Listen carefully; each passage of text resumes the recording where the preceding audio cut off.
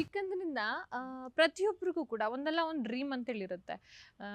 ಯಾರಾದರೂ ಒಬ್ರು ಕೇಳಿದ್ದಾರೆ ಅಂತೇಳಿ ಹೇಳ್ದವಾಗ ಸ್ಕೂಲ್ ಡೇಸಲ್ಲಿ ಯಾರಾದರೂ ಕೇಳಿದ್ದಾರೆ ಅಂತ ಹೇಳಿದ್ವ ಅಂದರೆ ಸ್ಕೂಲ್ಗೆ ಹೋಗೋದಕ್ಕೂ ಮೊದಲು ಪುಟಾಣಿಗಳಿದ್ದೀವಿ ಅಂತೇಳಿ ಕೇಳಿದವಾಗ ಯಾರಾದರೂ ನೋಡಿರ್ತೀವಿ ನಾನು ಹಂಗಾಗಬೇಕು ಅಂತೇಳಿ ಅಂದ್ಕೊಂಡಿರ್ತೀವಿ. ಮತ್ತು ಸ್ಕೂಲ್ಗೂ ಎಂಟರ್ ಆದವಾಗ ಯಾರಾದರೂ ಒಬ್ರು ರೋಲ್ ಮಾಡೆಲ್ ಅಂತೇಳಿ ಸಿಗ್ತಾರೆ, ಅವ್ರು ನಮ್ಮನ್ನು ಇನ್ಸ್ಪೈರ್ ಮಾಡಿರ್ತಾರೆ, ನಾವು ಹಾಗಾಗಬೇಕು ಅಂತೇಳಿ ಅಂದ್ಕೊಳ್ತೀವಿ. ಡೇ ಬೈ ಡೇ ಚೇಂಜ್ ಆಗ್ತಾ ಇರುತ್ತೆ. ಸೊ ನಿಮಗೆ ಏನಾಗಬೇಕು ಅಂತಿತ್ತು ಚಿಕ್ಕಂದಿನಲ್ಲಿ? ಅದು correct, day by day change ಆಗ್ತಾ ಇರುತ್ತೆ. ಆ್ಯಕ್ಚುಲ್ ಅಲ್ಲಿ ದಿನನೂ ಚೇಂಜ್ ಆಗ್ತಾ ಇತ್ತು. ನಾನು ಮನೇಲಿ ಅಡ್ವೊಕೇಟ್ಸ್ ಇರೋದ್ರಿಂದ ಅಡ್ವೊಕೇಟ್ ಆಗಬೇಕು ಅಂದ್ಕೊಂಡಿದ್ದೆ. ಡಾಕ್ಟರ್ಸ್ ಇದ್ದಾರೆ, ಅವ್ರನ್ನ ನೋಡಿ ಡಾಕ್ಟರ್ ಆಗಬೇಕು ಅಂದ್ಕೊಂಡಿದ್ದೆ. ಆಮೇಲೆ ಯಾರನ್ನ ನೋಡಿ ಫೋಟೋಗ್ರಾಫರ್ ಆಗಬೇಕು ಅಂದ್ಕೊಂಡಿದ್ದೆ. ಸೊ ಹೀಗೆ ತುಂಬ ಚೇಂಜ್ ಆಗಿದೆ. ಅದಕ್ಕೆ ಈ ಮಲ್ಟಿ ಟ್ಯಾಲೆಂಟೆಡ್ ಅಂತ ಅನ್ಸುತ್ತೆ. ಎಲ್ಲನೂ ಮಾಡಬೇಕು, ನಾನು ಎಲ್ಲನೂ ಆಗಬೇಕು ಅಂತ ಹೇಳ್ಬಿಟ್ಟು ಎಲ್ಲ ಪ್ರತಿಯೊಂದು ಕಡೆ ಪಿಕ್ ಮಾಡ್ಕೊಂಡು ಅದೊಂದಿದೆ. ಏನು ನೋಡಿದ್ರು ಇದೊಂಚೂರು ಗೊತ್ತಿರಬೇಕು, ಬೇಸಿಕ್ಸ್ ಆದ್ರೂ ಕಲ್ತ್ಕೋಬೇಕು ಅಂತ ಏನು ನೋಡಿದ್ರು ಅದೊಂದಿದೆ ತಲೆಯಲ್ಲಿ. ಹಾಗಾದ್ರೆ ನೀವೇನು ಮಾಡಲ್ಲ ಅಂತೇಳಿ ಹೇಳಿ ನಮಗೆ. ಅಯ್ಯೋ, ಎಲ್ಲ ಮಾಡ್ತಿದ್ದೀರಾ, ಏನು ಮಾಡಲ್ಲ ಅದನ್ನ ಹೇಳಿ ನಮಗೆ. ಗೊತ್ತಿಲ್ಲ, ಸದ್ಯಕ್ಕೆ ಗೊತ್ತಿಲ್ಲ. ಹಾಗಾದ್ರೆ ಎಲ್ಲ ಮಾಡ್ತೀರಾ ಅಂತ ಆಯ್ತು. ಏನಾಗಬೇಕು ಅಂತಿತ್ತು ಇಂಥದ್ದೇ? ಈಗ ಸ್ವಿಮ್ಮರ್ ಆಗುವಂಥದ್ದು ಕನಸಾಗಿತ್ತಾ ನಿಮಗೆ? ಇಲ್ಲ, ಅದು ಆಕ್ಚುಲಿ ಹೆಲ್ತ್ ಇಶ್ಯೂಸ್ ಇಂದ ಜಾಯಿನ್ ಆಗಿದ್ದು. ಬಟ್ ನೋಡ್ತಾ ನ್ಯಾಷನಲ್ಸ್ಗೆ ಹೋಗ್ಬಿಟ್ಟೆ. ಇದು ಹೇಗಾಯ್ತು ಅಂತಾನೆ ಗೊತ್ತಾಗ್ಲಿಲ್ಲ. ಅದ್ರ ಜೊತೆ ನಾನು ಡ್ಯಾನ್ಸ್ ಸೇರ್ಕೊಂಡಿದ್ದೆ, ಭರತನಾಟ್ಯಂ ಕಲಿತಾ ಇದ್ದೆ. ಸೊ ಅದರಿಂದ ಮೋಸ್ಟ್ಲಿ ಯಾವಾಗಲೂ ಪರ್ಫಾರ್ಮ್ ಮಾಡೋಕ್ಕೆ, ಆರ್ಟಿಸ್ಟ್ ಆಗೋಕ್ಕೆ ಅಲ್ಲಿಂದ ಒಂದು ಡ್ರೀಮ್ ಶುರು ಆಯಿತು ಅನ್ಸುತ್ತೆ, ಸಣ್ಣದು. ಅದೇ ಬೆಳೀತಾ ಬೆಳೀತಾ ಪ್ರತಿದಿನ ಚೇಂಜ್ ಆಗುತ್ತಲ್ಲ, ಸೊ ಈ ಆಕ್ಟರ್ಗೆ ಸ್ಟಿಕ್ ಆಗೋಗ್ಬಿಡುತ್ತೆ ಸ್ಟ್ರಾಂಗ್ ಆಗಿ. ಓಕೆ. ಸೊ ಪುಟಾಣಿ ಇರಬೇಕಾದ್ರೆ ನಿಮ್ಮ ಫೇವ್ರೆಟ್ ಆಕ್ಟರ್ ಮತ್ತು ಆಕ್ಟ್ರೆಸ್ ಯಾರಾಗಿದ್ದು? ಪುಟಾಣಿ ಇರಬೇಕಾದ್ರೆ ಈಗಲೂ ಅಷ್ಟೇ ನಂಗೆ ಡಾಕ್ಟರ್ ರಾಜ್ಕುಮಾರ್ ತುಂಬ ಇಷ್ಟ. ಯಾಕಂದರೆ ಬೆಳೀತಾನೂ ಅವ್ರ ಸಿನಿಮಾಗಳೇ ಜಾಸ್ತಿ ನೋಡಿರೋದು. ಈ ಹಿಸ್ಟ್ರಿ ಡ್ರಾಮಾ ಆಮೇಲೆ ಪೌರಾಣಿಕ ಇದೆಲ್ಲ ನೋಡೋಕೆ ನಂಗೆ ತುಂಬ ಇಷ್ಟ. ಸೊ ಅದೇ ಮಯೂರ, ಶ್ರೀಕೃಷ್ಣ ದೇವರಾಯ ಇದೆಲ್ಲ ನೋಡ್ಕೊಂಡು ಬೆಳೀತಾ ಇದ್ವಲ್ಲ, ಸೊ ಅವ್ರು ಯಾವಾಗಲೂ ಫೇವ್ರೇಟ್ ಆಗಿ. ನಿಮ್ಮ ಡ್ರೀಮ್ ರೋಲ್ ಯಾವುದು ಹಾಗಾದ್ರೆ? ಎಷ್ಟೊಂದು ಸಲ ಕೇಳ್ತಾರೆ, ಬಟ್ ಡ್ರೀಮ್ ರೋಲ್ ಅಂತ ಯಾವುದೂ ಇಲ್ಲ. ಬಟ್ ಇನ್ಕ್ಲಿನೇಷನ್ ಸ್ವಲ್ಪ ಹಿಸ್ಟ್ರಿ, ಕಾಸ್ಟ್ಯೂಮ್, ಡ್ರಾಮಾ ಅದ್ರ ಮೇಲೆ ಇದೆ. ಸ್ವಲ್ಪ ನಿಮ್ಮ ಇದು ಅದೇ because of the childhood fantasy ಅದು ಸ್ವಲ್ಪ ಇದೆ. ಬಟ್ ಇದೇ ಪಾತ್ರ ಅಂತ ಇಲ್ಲ. ತುಂಬಾ ಚೆನ್ನಾಗಿ ಸೂಟ್ ಆಗ್ತೀರಾ, and you look very pretty. I hope I do justice also.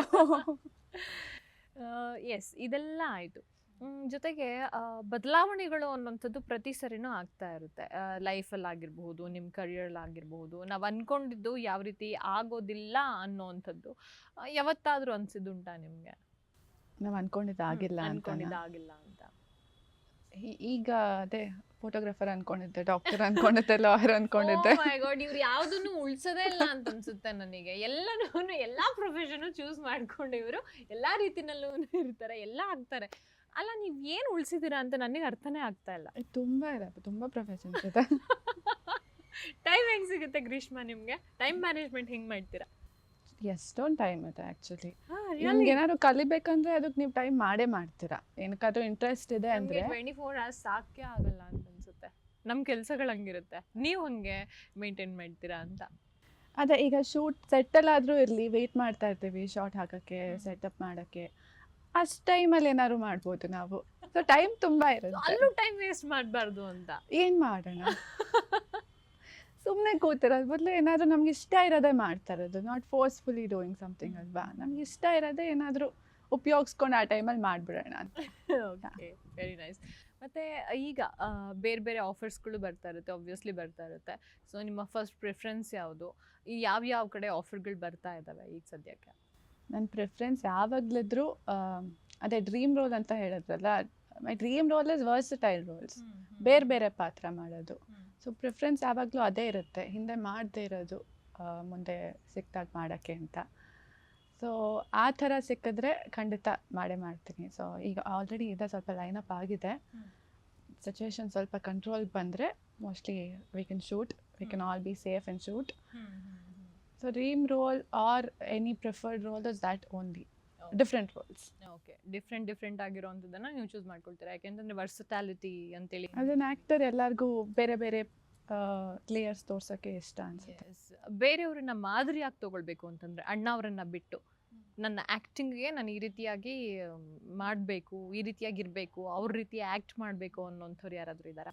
ತುಂಬ ಜನ ಇದ್ದಾರೆ, ಒಬ್ಬರು ಅಂತ ಇಲ್ಲ, ತುಂಬ ಜನ ಇದ್ದಾರೆ. ಈಗ ನಾವು ಪ್ರತಿ ಸಿನಿಮಾ ನೋಡಿದಾಗ ಒಂದೊಂದು ಸಿನಿಮಾಲಿ ಒಬ್ಬರಾದ್ರೂ ಒಂಥರ ಇಂಪ್ಯಾಕ್ಟ್ ಬಿಡ್ತಾರೆ ನಮಗೆ. ಸಿನಿಮಾಯಿಂದ ಆಚೆ ಬಂದಾಗ ಅಷ್ಟು ಚೆನ್ನಾಗಿ ಮಾಡಿದ್ರು, ಯಾವುದೇ ಪಾತ್ರ ಆಗಿರಲಿ, ಒಂದು ಸಣ್ಣ ಪಾತ್ರ ಮಾಡಿ ಹೋಗಿರ್ತಾರೆ, ಅದು ಹೇಗೆ ಮಾಡಿದ್ರು ಅನಿಸುತ್ತೆ. ಸೊ ಆ ಥರ ತುಂಬ ಜನ ಇದ್ದಾರೆ. ಈಗ ಹೇಳಬೇಕು ಅಂದರೆ ಅನಂತ್ನಾಗ್ ಸರ್ ನಂಗೆ ತುಂಬ ಇಷ್ಟ, ತುಂಬ ಇಷ್ಟ. ಅದಾದಮೇಲೆ ಅಚ್ಯುತ್ ಕುಮಾರ್ ಅವರು ತುಂಬ ಚೆನ್ನಾಗಿ ಮಾಡ್ತಾರೆ. ಹಾಗೆ ತುಂಬ ಜನ ಇದ್ದಾರೆ. Favourites are in every movie will find favourites. Okay, ಇವತ್ತಾದರೂ ಈ ರೀತಿ ಪಾತ್ರಗಳಲ್ಲಿ ಅವ್ರು ಎಷ್ಟೊಂದೆಲ್ಲ ಮಾಡಿದ್ದಾರೆ, ಎಷ್ಟು ಡಿಫಿಕಲ್ಟಿ ಫೇಸ್ ಮಾಡಿರ್ತಾರಲ್ವಾ ಇವರು, ಎಷ್ಟು ಪ್ರಿಪೇರ್ ಆಗಿರ್ತಾರಲ್ವಾ ಅನ್ನೋಂಥದ್ದು ನಿಮಗನ್ಸಿದ್ಯಾ? ಅನ್ಸುತ್ತೆ. ಯಾಕೆಂತಂದ್ರೆ ನೀವು ನಿಮ್ಮ ರೋಲ್ಗೂ ಕೂಡ ಪ್ರಿಪೇರ್ ಆಗೇ ಆಗಿರ್ತೀರ. ಯಾಕೆಂತಂದ್ರೆ ತುಂಬಾ ಹೋಮ್ವರ್ಕ್ ಬೇಕಾಗಿರುತ್ತೆ. ಅದು ಅಷ್ಟೊಂದು ಸುಲಭ ಅಲ್ಲ. ಈಗ ಓಕೆ ಶಾರ್ಟ್ ಲಿಸ್ಟ್ ಆಗಿದ್ದೀನಿ, ಜೊತೆ ಫೈನಲೈಸ್ ಆಗಿದ್ದೀನಿ ಅಂತ ಹೇಳಿ ಗೊತ್ತಾದ ತಕ್ಷಣ ನನಗೆ ತುಂಬ ಎಕ್ಸೈಟ್ಮೆಂಟ್ ಅನ್ನೋವಂಥದ್ದು ಆಗಿರುತ್ತೆ. ಆಫ್ಕೋರ್ಸ್ ಎಲ್ರಿಗೂ ಆಗೇ ಆಗುತ್ತೆ, ನಿಮಗೆ ಆಗಿರುತ್ತೆ. ಸೊ ಆ ಪಾತ್ರಕ್ಕೆ ಪ್ರಿಪೇರ್ ಆಗಬೇಕು ಅಂತಂದರೆ ತುಂಬಾ ಹೋಮ್ವರ್ಕ್ ಮಾಡಬೇಕು, ನೋಡಬೇಕು, ಕಲಿಬೇಕು ಅಂತ. ಅದು ಆ್ಯಂಡ್ ಸ್ಪೆಷಲಿ ನಿಮಗೆ ಆ ಪಾತ್ರ ಸಿಕ್ಕಿದಾಗ ಎಕ್ಸೈಟ್ಮೆಂಟ್ ಇರುತ್ತೆ, ಬಟ್ ಆಲ್ಸೋ ಅದು ಹೇಗೆ ಮಾಡೋದು, ಆ ಪಾತ್ರದ ಬಗ್ಗೆ ತಿಳ್ಕೊಬೇಕು. ಅದು ನಮಗಿಂತ ಆ ಪಾತ್ರ ಭಿನ್ನ ಇದ್ದರೆ ಅದಿನ್ನೂ ಸ್ವಲ್ಪ ಅವ್ರ ಥಾಟ್ ಪ್ರೋಸೆಸ್ ಏನು, ಅವ್ರು ಯಾಕೆ ಹೀಗೆ ಆಡ್ತಾರೆ, ಯಾಕೆ ಇದು ಹೇಳ್ತಾರೆ, ಯಾಕೆ ಇದು ಹೇಳಲ್ಲ, ಇದೆಲ್ಲ ಯೋಚನೆ ಮಾಡಬೇಕಾಗುತ್ತೆ. ಬಿಕಾಸ್ ಬೇರೆ ಪಾತ್ರ ಅಂದರೆ ಬೇರೆ ಪರ್ಸನ್ ಅವರು, ಲೈಕ್ ಲಿವಿಂಗ್ ಪರ್ಸನ್. ಹಾಗೆ ನಾವು ಯೋಚನೆ ಮಾಡಿದ್ರೆ ಅವ್ರು ಯಾಕೆ ಹೀಗೆ ಆಡ್ತಾರೆ, ಅವ್ರು ಯಾಕೆ ಈ ಕಥೆಯಲ್ಲಿದ್ದಾರೆ, ಅವ್ರ ಕಥೆ ಯಾಕೆ ಹೀಗಾಯಿತು, ಇದೆಲ್ಲ ಹೋಮ್ವರ್ಕಲ್ಲಿ ಮಾಡಲೇಬೇಕಾಗತ್ತೆ.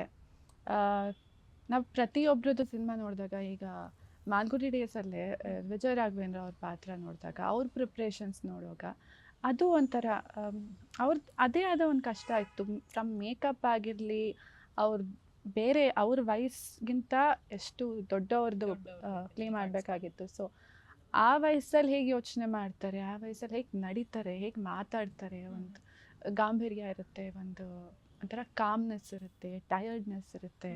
ಇದೆಲ್ಲ ಅವ್ರ ಹೋಮ್ವರ್ಕ್ ಆಗಿರುತ್ತಲ್ಲ, ಅದು ಹೇಗೆ ಮಾಡಿದ್ರು ಅಂತ. ಸೊ ಪ್ರತಿ ಪಾತ್ರಗೂ ಮೋಸ್ಟ್ಲಿ ತುಂಬ ಹೋಮ್ವರ್ಕ್ ಇರುತ್ತೆ. ಅದೊಂದು ರೀತಿ ದೊಡ್ಡ ಚಾಲೆಂಜ್ ಅಲ್ವಾ? That is the most exciting part. ಏಕೆಂದ್ರೆ ವಿಜಯ್ ರಾಘವೇಂದ್ರ ಅವರು ಜೊತೆ ಆಕ್ಟ್ ಮಾಡುವಂಥದ್ದು ಈಸ್ ಲೈಕ್ ಎಲ್ಲ ಒಂದು ಪಾತ್ರಕ್ಕೂ ತುಂಬ ಸೂಟ್ ಆಗ್ತಾರೆ ಅವರು. ಅದೇ ರೀತಿ ನಾನೇ ಆ ಪಾತ್ರದಲ್ಲಿ ಇದನ್ನೇನೋ ಒಂದು ರೀತಿ ಮೈ ಮರೆತು ಬಿಡ್ತಾರೆ, ಅವರೇ ಆ ಪಾತ್ರದಲ್ಲಿ ಇಳಿದು ಬಿಡ್ತಾರೆ ತುಂಬ.